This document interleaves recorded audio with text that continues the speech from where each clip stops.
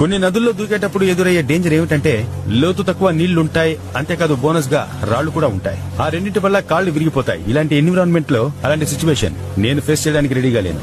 కానీ టెక్నిక్ ఏమిటంటే 2 కాళ్లు నీళ్లలోకి దిగాలి, నిలువుగా ఉండాలి, కాళ్ళని దగ్గరగా పెట్టుకోవాలి, వెనుక భాగాన్ని బిగించాలి, బాడీని ఇనుప ముక్కలాగా రెడీ చేసుకోవాలి. ఎందుకు ఇలా అంటున్నానో మీకు అర్థమైందనుకుంటాను. ఓకే, దూకబోతున్నాను.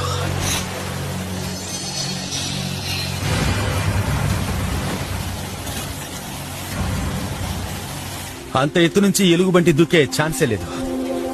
దీంతో నా జాడల గుర్తు అది కనిపెట్టడానికి వీల్లేకుండా కట్ అయిపోయింది. నేను పెద్ద నదిని కనిపెట్టాను. ఇక్కడి నుంచి ఏదో ఒక దారిని గుర్తించి తర్వాత రోడ్డుపైకి చేరుకుంటాను. అంతేకాకుండా ఈ నదిలో ఫుడ్, వాటర్ దొరుకుతాయి.